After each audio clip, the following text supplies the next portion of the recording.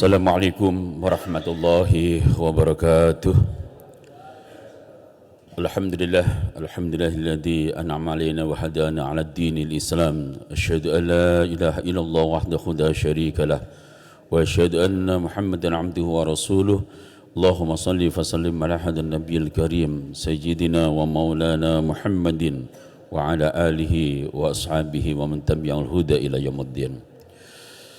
Hadirin jamaah salat subuh yang dimuliakan Allah Subhanahu wa taala, mari kita bersama-sama menjaga puji dan syukur kita kepada Allah atas limpah nikmat, rahmatnya, inayahnya, hidayahnya, sehingga alhamdulillah pada pagi yang cerah ini kita bisa bersama-sama menjalankan salat subuh berjamaah dan sekaligus kita akan bersama-sama silaturahmi antara para ustadz kiai yang di lingkungan Pamulang Permai 1 dan Pamulang sekecamatan Pamulang khususnya. Mudah-mudahan dengan itu semua akan menambah nilai iman dan takwa kita kepada Allah dan sekaligus mempererat nilai silaturahmi kita. Salawat dan salam mudah-mudahan tercurah limpahkan kepada baginda Nabi Alam Nabi besar Muhammad sallallahu alaihi wasallam, para sahabatnya, ahli baitnya, awliya syuhada wa salihnya, kita semua sibuannya yang mudah-mudahan kelak dia mengakhirkan syafaat dari Rasulullah sallallahu alaihi wasallam. Amin ya rabbal alamin. Bapak dan Ibu hadirin yang dirahmati Allah Subhanahu wa taala, alhamdulillah pada pagi hari ini kita bersama-sama telah menjalankan salat subuh berjamaah, dan pada hari ini alhamdulillah kita bisa bersama-sama menjalankan semangat safari salat subuh yang dikenal dengan S4. Mungkin di lingkungan kita ini masih asing, nanti bisa dijelaskan oleh yang berwenang.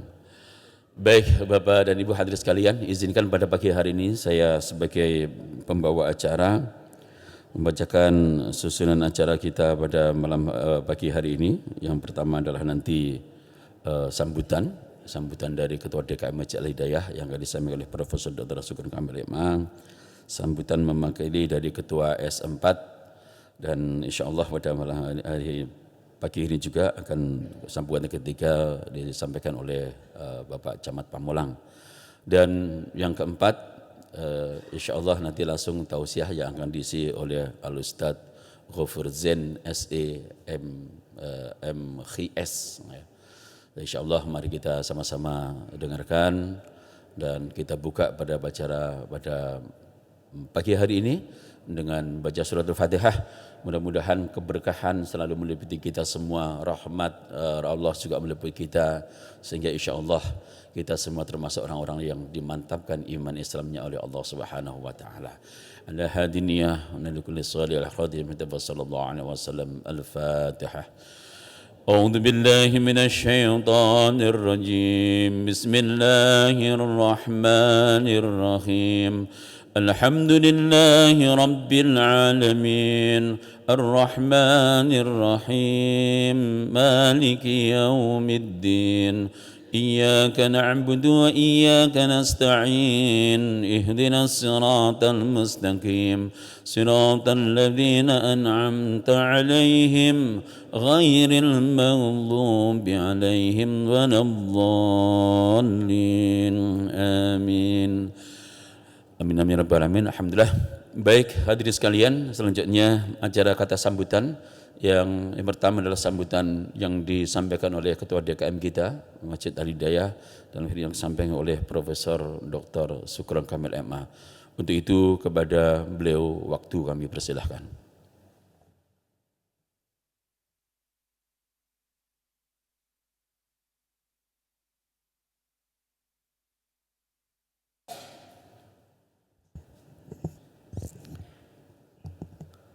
Assalamualaikum warahmatullahi wabarakatuh. Alhamdulillahis samad lam yalid wa lam yulad wa lam yakul lahu kufuwan ahad. Wassalatu wassalamu ala nabiyyina Muhammad wa ala alihi wa ashabihi wal aulad. Amma ba'du, yang saya hormati Bapak Camat Kecamatan Pamulang, yang saya hormati teman-teman presidium GPS namanya ya, Gerakan Pejuang Subuh ya, ya kan. Salah satu gerakannya S4, S4 apa? S4 ya namanya. Yang pokoknya ini teman-teman yang luar biasa menggerakkan sholat subuh berjamaah setangsel. Bukan, kalau kita kan hanya sepamulang perme satu ya. Kalau mereka ini setangsel itu ya. Dan meskipun setangsel itu yang paling aktif Bapak Camat kita itu katanya. Alhamdulillah. Dan kita bisa bersilaturahmi. Yang saya hormati tentu saja para ustadz di Masjid Al-Hidayah, terutama imam besar kita Ustadz Sofyan Hadi, di belakang itu juga ada Ustadz Toto gitu ya, dan semuanya yang saya cintai jamaah Masjid Al-Hidayah. Bapak sekalian, ini kita ini kebagian sebagai host. Mudah-mudahan nanti bisa rutin karena memang ini gerakannya setangsel. Yang belum lama ini tentu saja ke masjid yang di samping kita, masjid An-Nur. Sebagai ketua DKM tentu saja pertama saya mengucapkan selamat datang di masjid kita itu ya. Meskipun kalau bagi Pak Camat nggak aneh ya, udah beberapa kali kesini saya kira. Setahu saya udah yang ketiga ya Pak Camat ya. Yang ketiga itu ya. Pertama bersama Pak Wali Kota, yang kedua yang saya juga nggak hadir waktu itu lagi repot, dan ini yang ketiga dia. Bapak sekalian ya, sebagai perkenalan masjid kita ini sudah lama berdiri sejak tahun 80-an gitu ya. Dan ya alhamdulillah kita ini punya beberapa lembaga pendidikan. Pertama itu adalah TK yang di bawah YAP, Yayasan Al-Hidayah Pamulang. Yang kedua kita punya SD Islam di bawah YMA. Jadi ini di kita ini strukturnya beda teman-teman ini. Jadi DKM lebih tinggi ketimbang yayasan itu, dan kita punya 2 yayasan gitu ya. Yang ketiga kita punya lembaga pendidikan terakhir itu pesantren tinggi. Mungkin ini pesantren tinggi pertama se-Indonesia berbasis masjid gitu ya. Dan alhamdulillah kita sudah menempati 2 asrama gitu, dan santrinya itu udah di atas 20, minimal 23 gitu ya. Dan sekarang ini mohon dukungannya, bahkan kalau bisa dibantu lebih baik ya itu ya. Kita sedang punya program pembelian tanah makam itu ya. Karena makin kesini makin mahal itu tanah makam itu, dan kita akan kesulitan kalau menguburkan mereka-mereka yang duafa gitu ya. Bahkan semakin kesini pembayaran makam itu makin mahal gitu ya.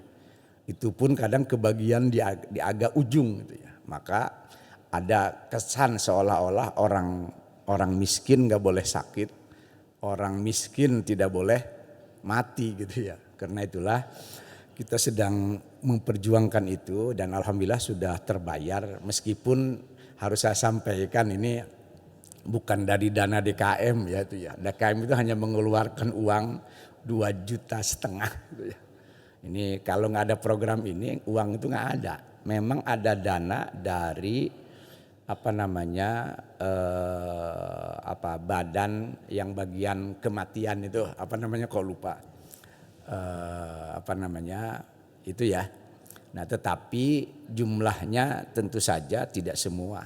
Itu yang baru itu dari salah satu hamba Allah yang menyumbang ke kita 150 juta itu ya. Selebihnya dari dana LBK itu ya. Tetapi sebagiannya juga pinjam dari LBK itu ya. Jadi kalau sebagian kelembagaan nggak bisa dibantu oleh DKM, itu wajar, karena memang DKM makin kesini juga pendapatannya tidak banyak gitu ya. Itu saya kira itu harus saya sampaikan juga terutama ke semuanya. Meskipun sekarang kita lagi punya program itu untuk pembangunan rehab TK itu ya, yang sekarang sedang diusahakan pendanaannya itu ya. Nah ke depan ini lagi sedang diusahakan juga kita akan mendirikan BMT, masih kurang dikit dananya. Ya alhamdulillah kegiatan kita cukup banyak karena punya pesantren tinggi itu ya. Bahkan kita hampir setiap subuh ada kegiatan karena bukan hanya pengajian rutin termasuk simaan Al-Quran yang pernah dihadiri Pak Camat gitu ya. Tetapi juga banyak kegiatan lain. Ya untuk menyeling kegiatan-kegiatan lain. Alhamdulillah hari ini ada kegiatan baru dan kita nikmati semuanya. Dan terakhir ya saya ucapkan terima kasih atas kehadiran dan kita ketemuan gitu ya. Apalagi nanti akan ada ceramah mengenai pengelolaan masjid, sesuatu yang kita pentingkan. Dan tentu saja saya sebagai pribumi, sebagai host ya mohon maaf atas berbagai kekurangannya. Mudah-mudahan kita bisa terus bersilaturahmi, kalau bisa bahkan kepada teman-teman GPS ya itu ya. Kalau bisa bagus silaturahmi antar DKM ini dengan ada pengajian rutin antar DKM, terutama pengajian yang berbasis kitab itu ya.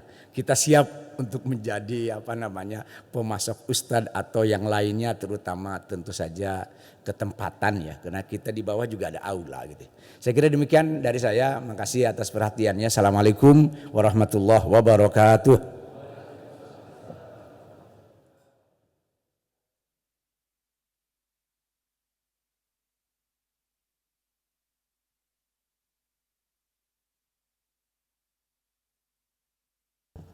Alhamdulillah, terima kasih kami sampaikan kepada Profesor Dr. Syukur Kamil MA telah menyampaikan atas sambutannya. Baik, Bapak dan Ibu sekalian, acara sambutan selanjutnya adalah perwakilan dari S4 Semangat Safari Salat Subuh yang akan disampaikan oleh Al-Ustaz Kiai Gus Isqawi. Kepada beliau waktu kami persilahkan.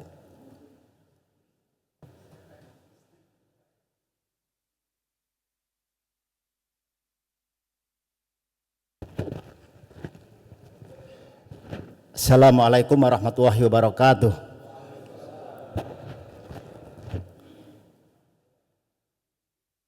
Nahmaduhu wa nusalli wa nusallimu ala rasulihil karim wa ala alihi wa ashabihi ajmain, amma ba'd. Yang saya hormati Bapak Camat Pamulang, Bapak Ustadz Haji Mukroni. Ini beliau ini Bapak Camat merangkap sebagai Ustadz. Alhamdulillah baru saja pulang dari umroh ya. Ini beliau ini luar biasa, selalu membersamai kami ya, mendampingi kami dalam acara S4 Semangat Safari Salat Subuh. Ini biasanya Pak Sekcam juga hadir biasanya ini.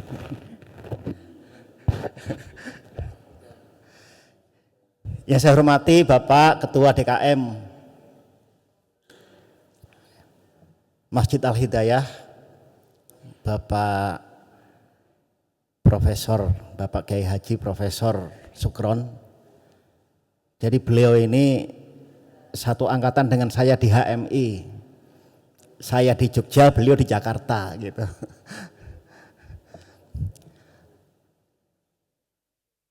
Sahabat-sahabat saya dari tim GPS ya yang hadir pada saat ini, Bapak Ustadz Sartono ya. Ini beliau ini usianya udah di atas 60 ya. Pak Kiai berapa Pak Kiai usianya sekarang? 70. 72.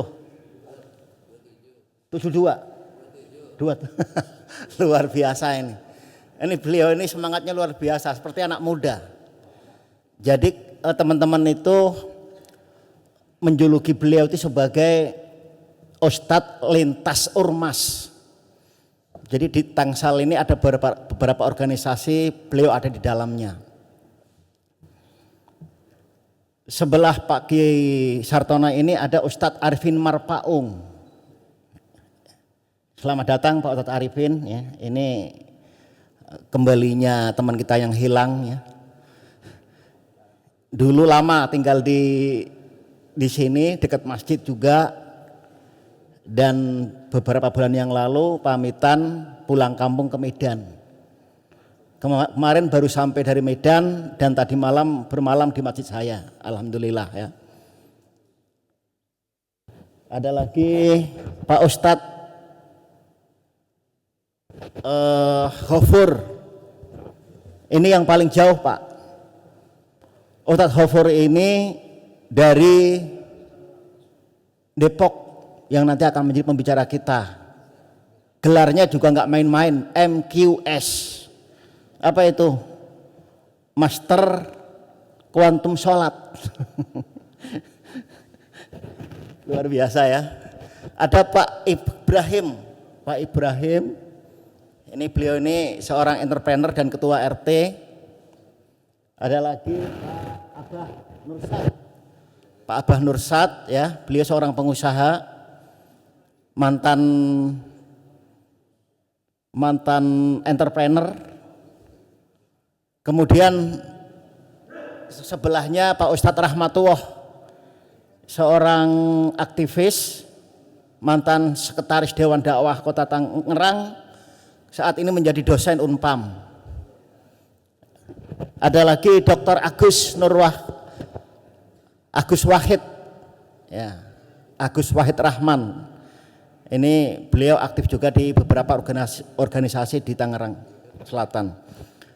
Jamaah yang dirahmati Allah, GPS singkatan dari Gerakan Pejuang Subuh, lahir sekitar bulan Januari akhir. Program yang pertama adalah S4, Semangat Safari Salat Subuh. Kita keliling dari masjid ke masjid sampai hari ini, alhamdulillah dari Januari sampai Oktober, seminggu sekali setiap Sabtu pagi, Sabtu subuh. Alhamdulillah tanpa terasa kita sudah 10 bulan keliling, jauhlah dari satu masjid ke masjid yang lain. Kemudian program yang kedua adalah SDM, Senandung Doa Muhasabah. Jadi kami meracik dakwah ya, itu ada dakwahnya, tausiahnya, kemudian ada senandungnya, ada muhasabahnya. Alhamdulillah di bulan Maulid ini kita sudah diberi kesempatan untuk tampil di beberapa masjid. Kemudian yang ketiga adalah program RCM, Remaja Cinta Masjid. Koordinatornya Ustadz Hamdan ya dari Pondok Cabe. Kemarin kita mengadakan studi banding di Sukabumi. Ya, minggu kemarin kita ke Sukabumi di Masjid Sejuta Pemuda.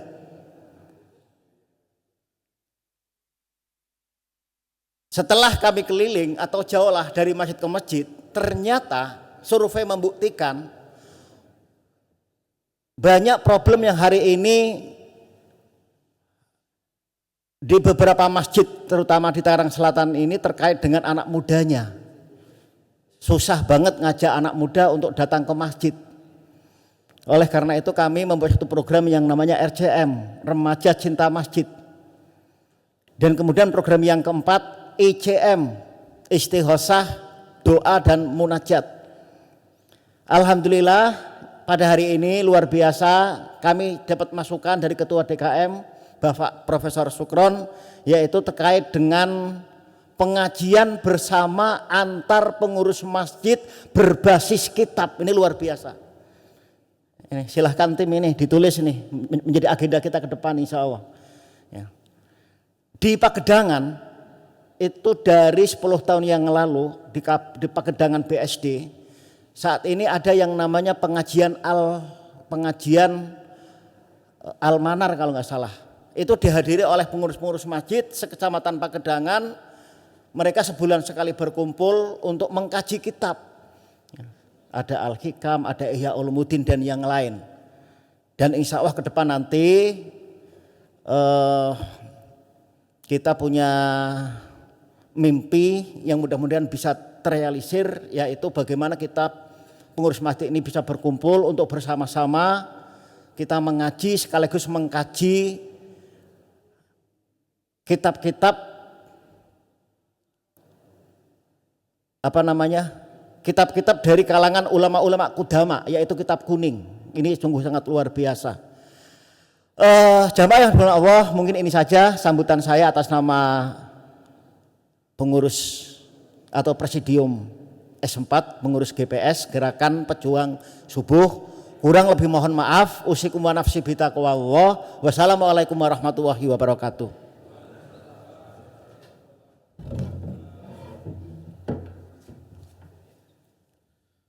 Terima kasih kami sampaikan kepada Gus Iskhawi yang telah menyampaikan kata sambutan selaku dari program S4. Baik, Bapak dan Ibu sekalian, sambutan terakhir akan disampaikan oleh Bapak Camat kita, yaitu Bapak Haji Mukroni. Untuk itu kepada beliau waktu kami persilahkan.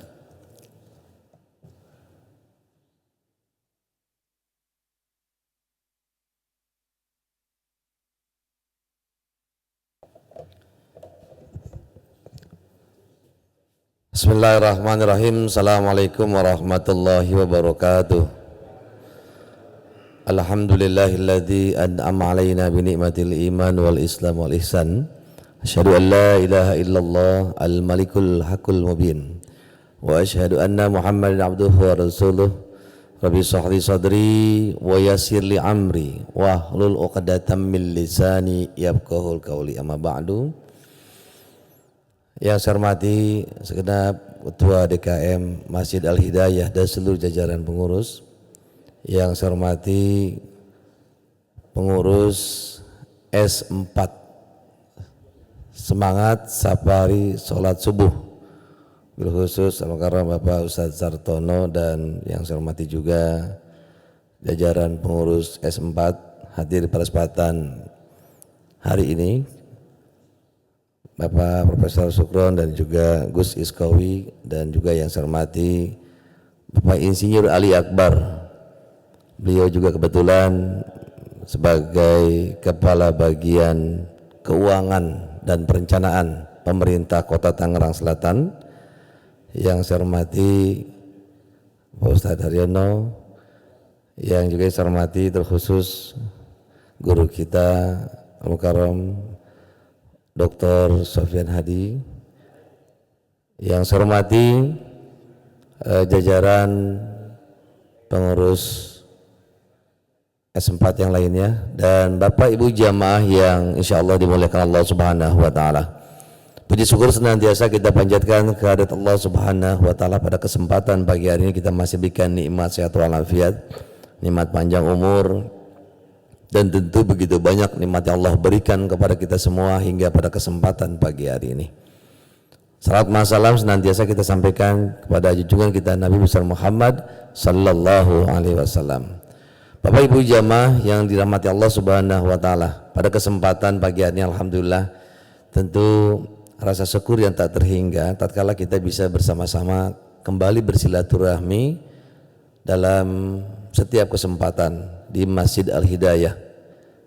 Dan kegiatan hari ini dirangkaikan dengan kunjungan S4 ya. Jadi kita ada kuliah S3, ada kuliah S4, langsung S4 sekarang nih. Bersama dengan Bapak Ibu sekalian, tentu kita mensyukuri bahwa kegiatan-kegiatan dilaksanakan di Al-Hidayah ini luar biasa. Begitu banyak program yang ditawarkan untuk kemakmuran masjid. Dalam kegiatan ini tentunya kami berharap bahwa kegiatan-kegiatan yang terus kita mensiarkan agama Islam terus kita tingkatkan dari waktu ke waktu. Alhamdulillah kegiatan program S4 yang berjalan dari masjid ke masjid di 156 masjid di Kecamatan Pamulang dan 243 musola yang ada di Kecamatan Pamulang ini terus dikunjungi atau dilaksanakan kunjungan dari waktu ke waktu. Harapannya mudah-mudahan kita semakin lebih dekat, lebih mengenal antara jajaran pemerintahan dengan para jamaah sekalian di masjid yang di Kecamatan Pamulang. Saya tentunya juga alhamdulillah dengan adanya banyak kegiatan-kegiatan S4 yang dilaksanakan bisa mendampingi, mengawal kegiatan program S4 yang sangat luar biasa. Karena ini jarang terjadi di kecamatan lain.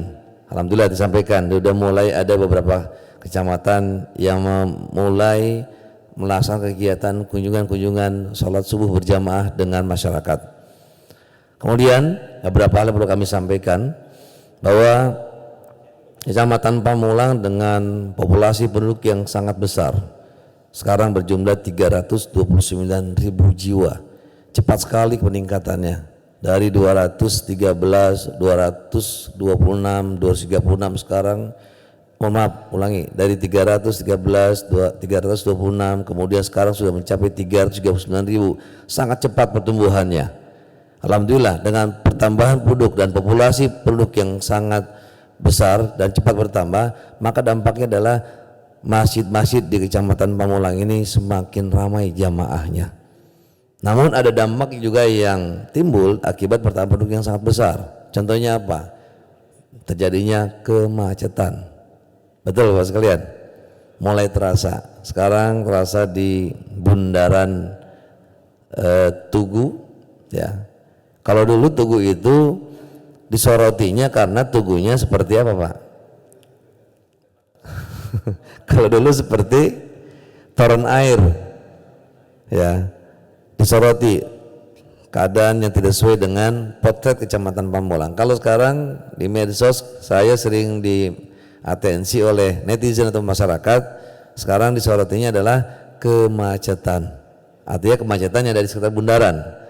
Ya, semakin bertambah populasi penduduk, semakin bertambah volume kendaraan yang melintasi Kecamatan Pamulang, dan masyarakat ingin mengetahui kondisi wilayah Kecamatan Pamulang, maka dampaknya adalah kemacetan yang terjadi. Ditambah dengan para pedagang yang sekarang ini di sepanjang Jalan Siliwangi ini sangat banyak pedagang kaki lima, yang tentu kami juga terus melakukan penertiban, dan di sepanjang alun-alun selalu kami jaga sampai dengan jam 11 malam Pak.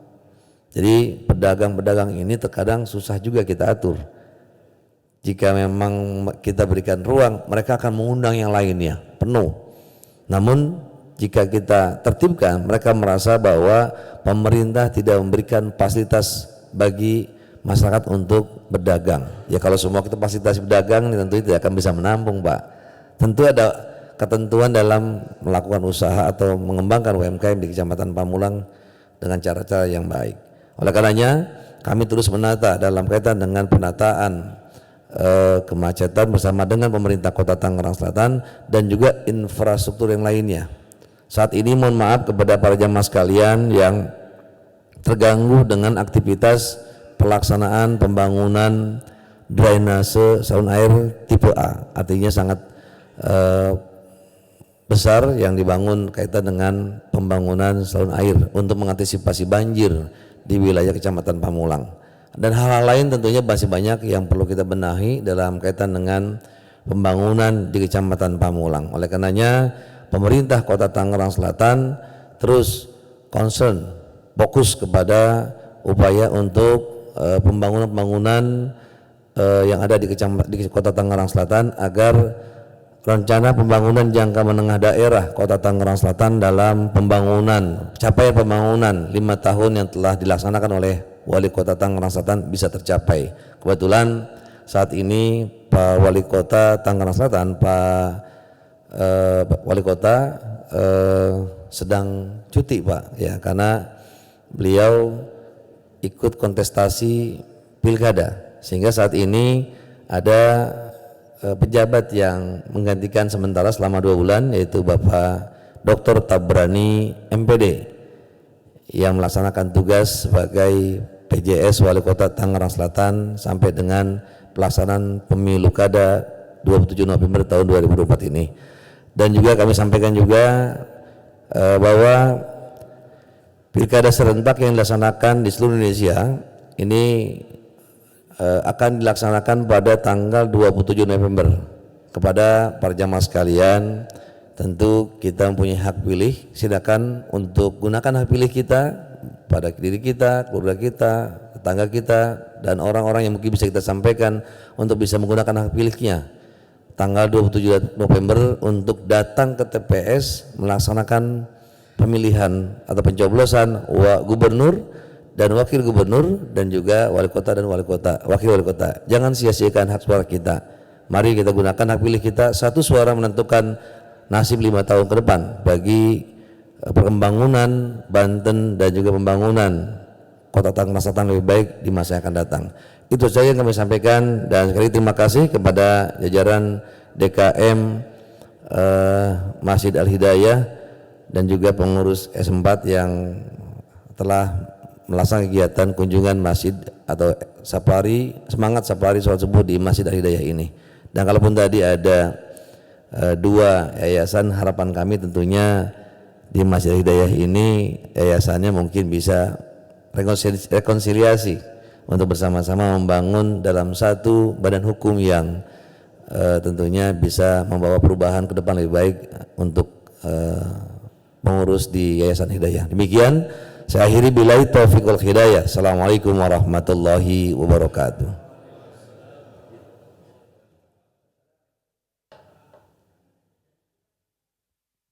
Alhamdulillah, terima kasih kami sampaikan kepada Bapak Haji Mukroni. Maka kata sambutannya, beliau adalah Camat Pamulang. Baik Bapak dan hadirin sekalian,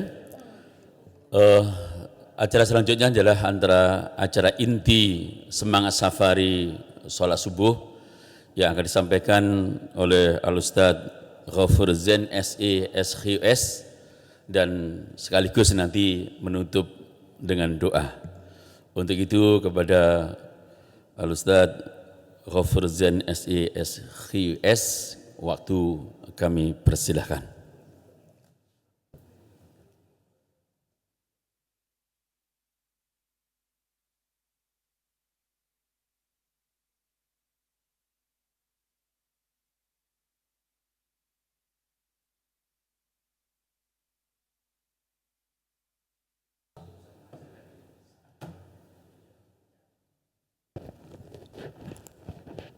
Assalamualaikum warahmatullahi wabarakatuh. Alhamdulillah wa'adah, wassalatu wassalamu ala rasulillah alladhi la nabiyya ba'dah. Allahumma salli wa sallim wa karrim wa azim ala sayyidina wa syafi'ina qurrata ayunina wa maulana Muhammadin wa ala alihi wa sahbihi wa man tabi'ahum bi ihsan illa yaumiddin. Qala Allah Ta'ala fil Qur'anil Azim, a'udzu billahi minasy syaithanir rajim, bismillahirrahmanirrahim. Subhanaka la ilma lana illa ma 'allamtana innaka antal alimul hakim. Rabbi shrah li sadri wa yassir li amri wahlul 'uqdatam min lisani yafqahu qawli. Yang sama-sama kita muliakan para masyayikh, para orang tua, para guru, tokoh masyarakat, wabil khusus hadir pada kesempatan pagi hari ini di subuh yang mulia ini, Bapak Ketua DKM Masjid Al-Hidayah Profesor Sukron beserta jajaran DKM lainnya. Mudah-mudahan beliau dan seluruh jajaran DKM Masjid Al-Hidayah Allah panjangkan umurnya, amin. Allah mudahkan segala urusannya dalam membina dan membimbing masjid. Yang sama-sama kita muliakan, hadir pada kesempatan pagi hari ini Bapak Camat Pamulang, Bapak Haji Mukroni, para tokoh-tokoh masyarakat lainnya yang nggak bisa saya sebutin satu persatu, para teman-teman sekalian dari segenap dari pengurus jajaran Presidium S4. Alhamdulillah pagi hari ini kita sama-sama dapat berkumpul di tempat yang mulia ini dalam rangka kita bermuajahah sekaligus kita menimba ilmu-ilmu Allah Subhanahu wa taala. Bapak Ibu hadirin sekalian dirahmati Allah Subhanahu wa taala, ini sebenarnya saya kepengen ada tampilan pakai slide ini tadinya nih. Pakai infokus. Karena kajian kita pagi ini sebenarnya kajian agak spesial. Ini kajian tentang manajemen masjid solutif. Sebenarnya ada tampilan-tampilan yang mau saya liatin gitu.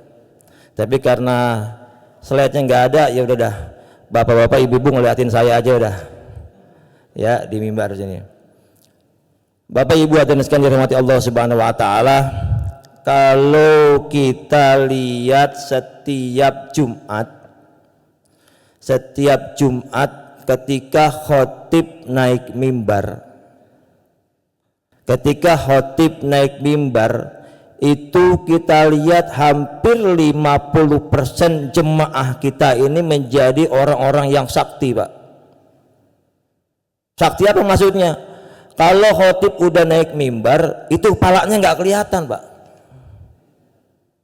Kepalanya nggak kelihatan. Artinya hampir sebagian jemaah kita ketika khotib naik mimbar itu tertidur di dalam masjid. Nah, sebenarnya ada gambarnya nih, kalau pakai slide enak ini nih. Gitu. Nah, ini permasalahannya kenapa kok kayak gini? Padahal jemaah itu ketika datang ke masjid itu dalam keadaan yang semangat, Pak. Coba kita perhatikan jemaah ketika datang ke masjid, di rumah mandi dulu, gunting kuku dulu, melaksanakan sunnah-sunnahnya dulu, bahkan sampai wangi-wangian, pakai pakaian yang paling baru, yang paling bagus, yang paling cakep datang ke masjid. Yang lagi usaha ditinggalkan usahanya, warungnya ditutup, tokonya ditutup, yang punya dealer-dealernya ditutup, yang kerja di kantor ditinggalkan pekerjaannya di kantor, bersegera datang ke masjid. Namun ketika datang ke masjid, imam khotib naik ke mimbar, khotib menyampaikan khutbahnya, jemaahnya tertidur, Pak. Ah, ini problem buat kita. Apa masalahnya kayak gini, terjadi kayak gini? Ini ternyata setelah saya perhatikan, saya mengamat-amati, kemudian saya olah menjadi satu buku, yang bukunya saya sebut tadi namanya Manajemen Masjid Solutif. Gitu. Ternyata apa yang disampaikan oleh khotib ketika naik mimbar itu tidak punya solusi buat umat. Khutbah yang disampaikan itu tidak menjadi apa yang dibutuhkan oleh umat, tidak menjadi solusi apa yang dibutuhkan oleh jemaah. Sehingga ketika jemaah memperhatikan khotib naik mimbar, mendengarkan khotib berkhutbah, itu nggak ada kebutuhannya, Pak, nggak jadi solusi. Bahkan kadang-kadang ada khotib naik mimbar cuma sekedar baca, mohon maaf ini. Ada yang dari kalangan akademisi itu kasih khutbah Jumat itu seperti ngasih kuliah ketika dengan mahasiswa, sehingga sentuhannya kepada jemaah itu nggak ada. Jemaah nggak merasa butuh ketika datang sholat Jumat itu ke masjid. Tidak ada yang dibutuhkan dari jemaah, baik kebutuhan secara rohaninya maupun kebutuhan secara religinya. Kan gitu. Yang dari rumah punya problem dengan keluarga, berharap datang ke masjid dapat solusi di masjid, tapi ternyata nggak ada solusinya. Karena apa? Yang sering disampaikan itu, banyak dari khotib menyampaikan khutbahnya itu hanya tataran keilmuannya saja, tapi tidak memperhatikan apa yang sesungguhnya menjadi kebutuhan jemaah masjid. Apa yang menjadi kebutuhan jemaah ketika sholat Jumat? Punya problem apa jemaah itu? Punya masalah apa dalam kehidupan sehari-harinya? Apa yang perlu diisi sehingga dapat sentuhan kepada jemaahnya? Salah satu ulama mengatakan, ma kharaja minal qalb dakhalal qalb. Seharusnya kalau ketika khotib menyampaikannya, keluarnya dari hatinya, karena tataran keilmunya, kemudian dia telaah ilmunya, kemudian dia menyampaikan sesuai dengan kebutuhan jemaahnya, maka akan masuk ke dalam hati jemaahnya. Coba Pak, saya mau tanya, ketika Bapak datang sholat Jumat, ada enggak bukan nilai positif, artinya ada enggak Bapak merasakan dapat solusi ketika datang sholat Jumat? Maka hal seperti ini seolah-olah tidak menjadi hal biasa aja. Sholat Jumat itu hanya sekedar menggugurkan kewajiban.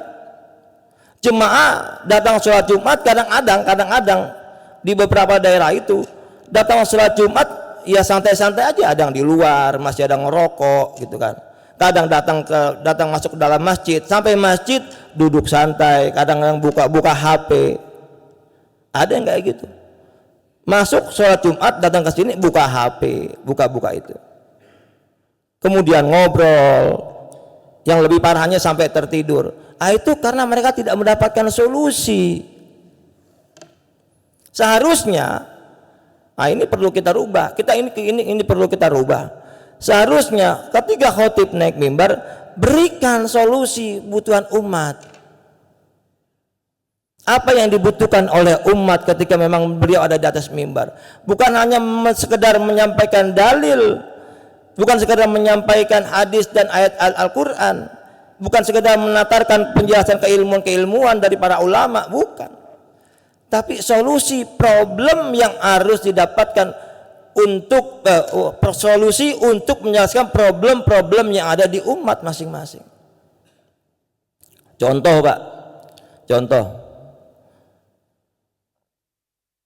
Umat ini ketika ada permasalahan ekonomi, umat ini butuh solusi ekonomi.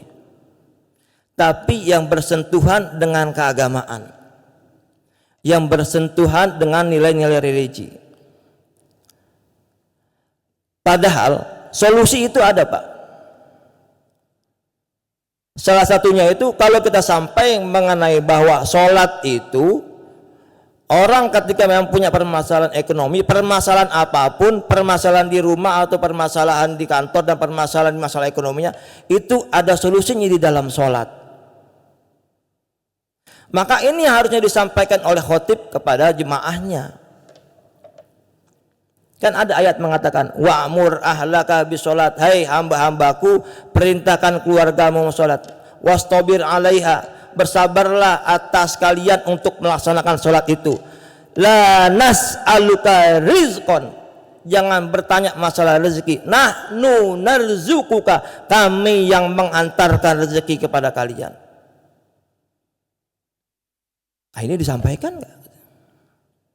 Nah, permasalahannya ketika memang khotib tidak memberikan solusi kepada umat dalam sampaikan khutbah-khutbahnya, itu pun ada permasalahannya dengan DKM. Kenapa? DKM sendiri nggak punya kurikulum. DKM nggak punya kurikulum. Apa targetnya Jumat yang akan datang ini? Apa targetnya Jumat di bulan ini? Apa yang bisa menghasilkan sehingga merubah karakter jemaahnya? Harus ada kurikulumnya. Contoh, untuk bulan-bulan ini DKM sedang mencoba mengedukasi masyarakat jemaahnya untuk memperbaiki masalah kebersihan, sehingga kurikulumnya ini dibuat siapapun khotib yang naik mimbar maka harus bisa menyampaikan betapa pentingnya kebersihan di dalam masjid, betapa pentingnya kebersihan di dalam masyarakat, berapa pentingnya kebersihan itu terhadap dirinya sendiri. Sampai nggak targetnya? Permasalahannya kita ini DKM nggak punya kurikulum. Dakwah apapun yang disampaikan itu nggak menyentuh kepada kebutuhan umat. Mohon maaf Pak Profesor, gitu. Kajian-kajian yang rutin kita lakukan setiap saat itu, baik kajian setelah maghrib, kajian setelah isya, kajian setelah subuh, itu bagus semua Pak. Kajian tentang tafsir, tentang tajwid, tentang fikih, itu bagus semua. Tapi coba dibuat olahannya itu ada standar kurikulumnya yang bisa menyentuh kebutuhan umatnya. Nah, ini yang sering kita alami. Kita pinter, kita ngaji tafsir pinter, kita ngaji fikih pinter, tapi kita tidak pinter mempraktekkannya di dalam masyarakat. Kenapa? Nggak ada sentuhannya. Sehingga ketika masyarakat punya problem, ya sudah, problemnya berjalan sendiri, seolah-olah tidak ada pemecahan masalahnya.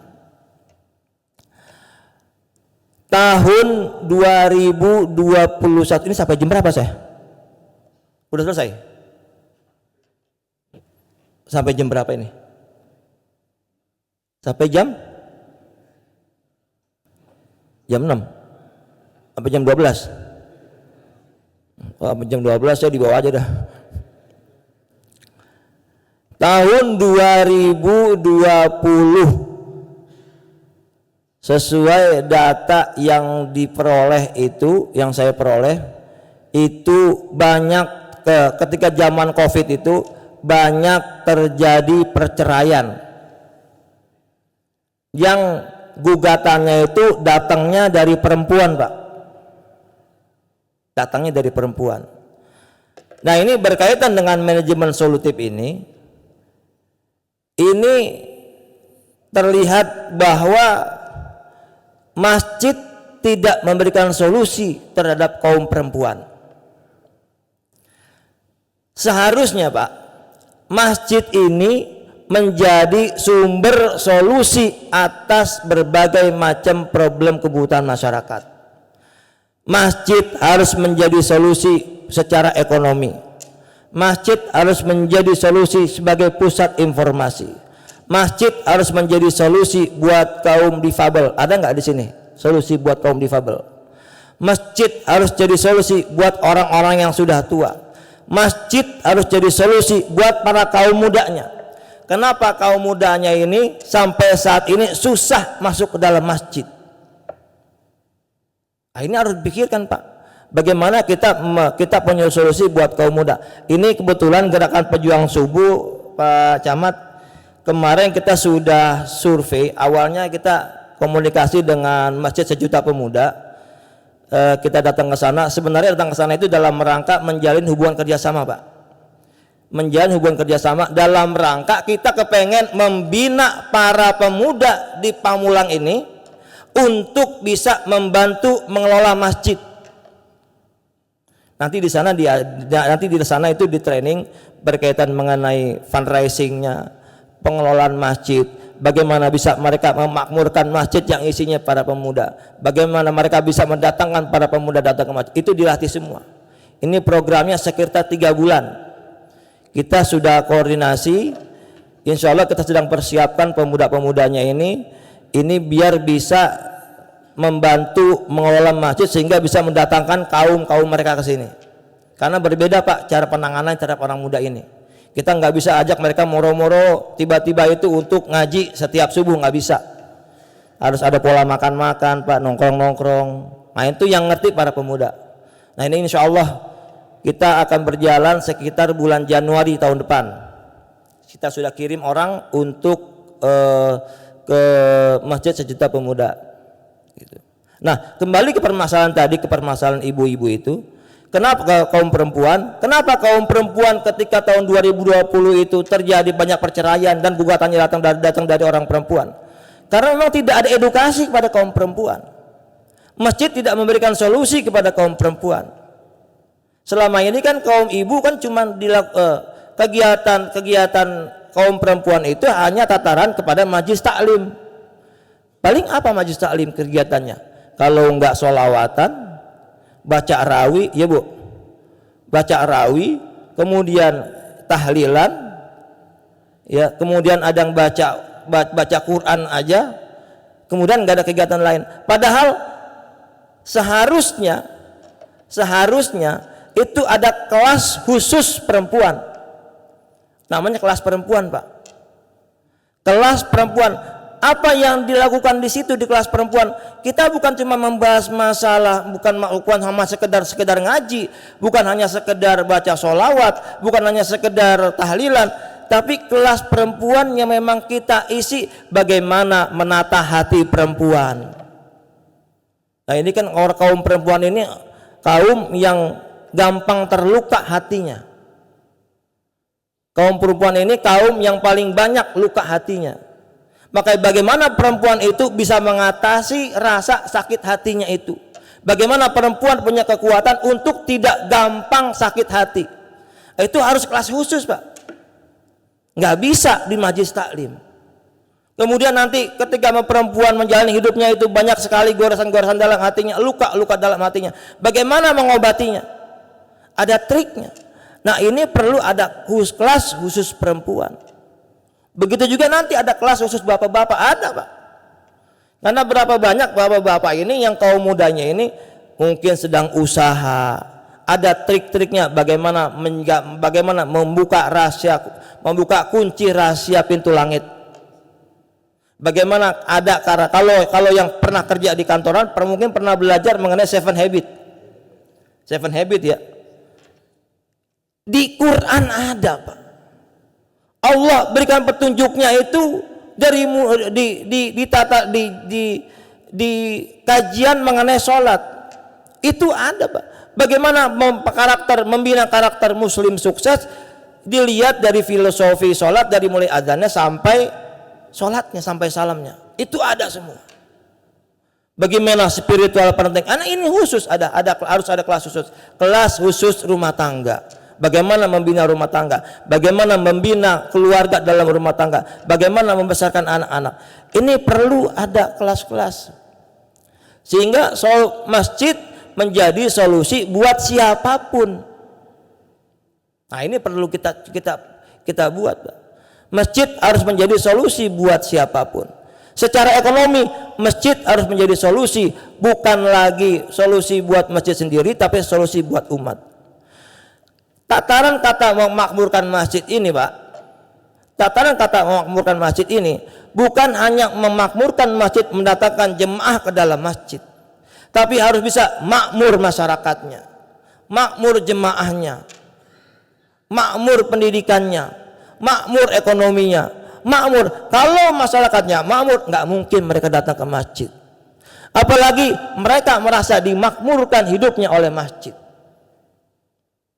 Kalau masyarakat sudah merasa dimakmurkan hidupnya oleh masjid, ekonominya bertambah, ekonominya meningkat, mereka merasakan itu karena masjid membina mereka, nggak mungkin mereka nggak datang ke masjid. Di Pontianak ada, Pak, namanya satu masjid itu namanya Ismuhu Yahya. Di Pontianak ada masjid namanya Masjid Ismuhu Yahya. Bapak bisa cek nanti di IG.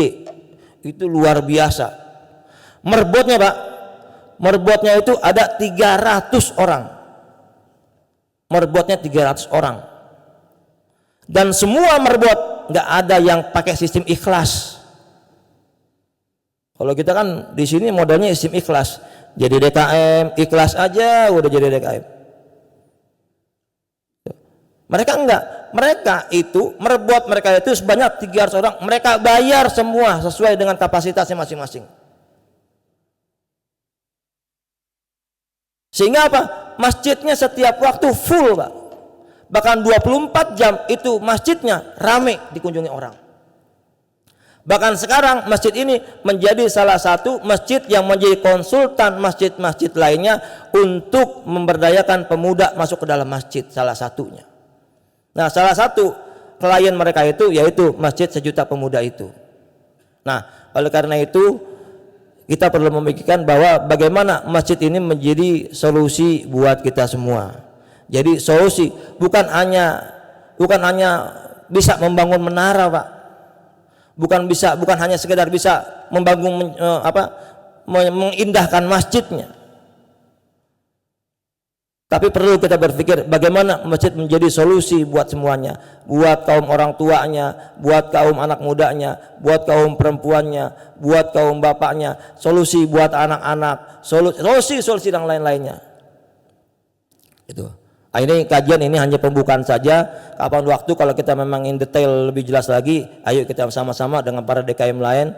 Ini kita sedang berupaya sekitar bulan Desember kalau nggak salah, Gus Iskowi ya, November atau Desember ini kita sudah akan turun ke setiap kelurahan Pak Camat. Kita akan turun ke setiap kelurahan, kita akan mengadakan kegiatan yang namanya pelatihan manajemen masjid. Gitu. Nah, isinya kayak gini-gini. Termasuk bagaimana menciptakan masjid berdaya gitu. Saya rasa itu saja yang dapat saya sampaikan. Terima kasih kepada seluruh jemaah dan jajaran Masjid TKM Al Hidayah. Untuk doa saya rasa ada yang lebih sepuh ini, itu yang lebih layak lah. Untuk doa saya serahkan kepada Ustadz Haryono, kepada beliau kami persilakan. Dari saya mohon maaf atas segala kurangannya. Wallahu muwaffiq ila aqwamit thoriq. Wassalamualaikum warahmatullahi wabarakatuh.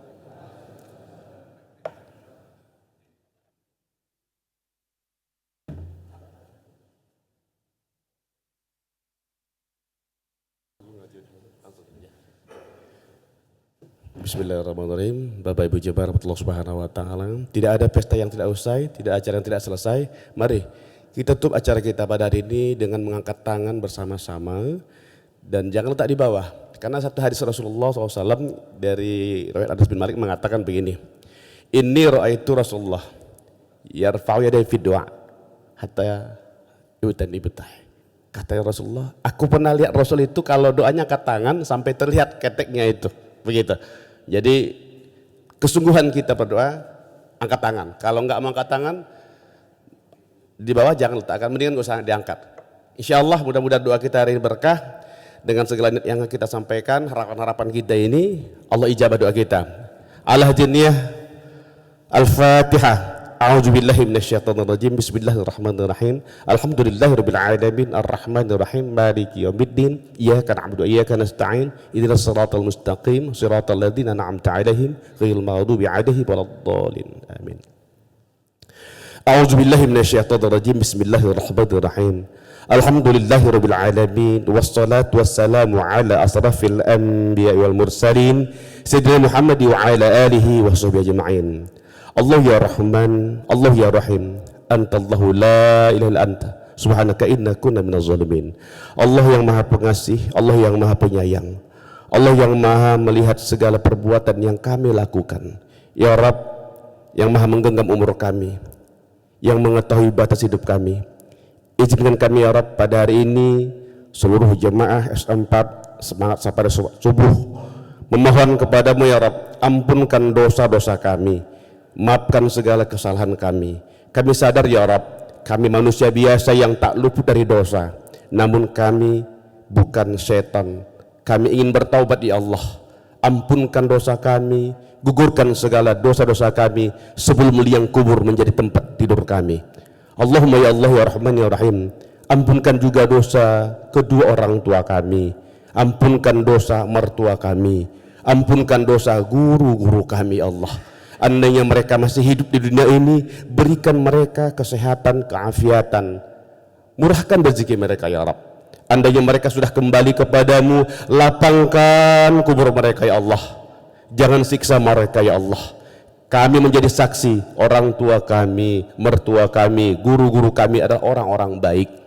Allahumma ya Allah ya Tuhan kami yang maha pengasih lagi maha penyayang, anugerahkan kami anak keturunan yang salih, anak-anak yang cinta Al-Quran, anak-anak yang cinta ke masjid ya Allah.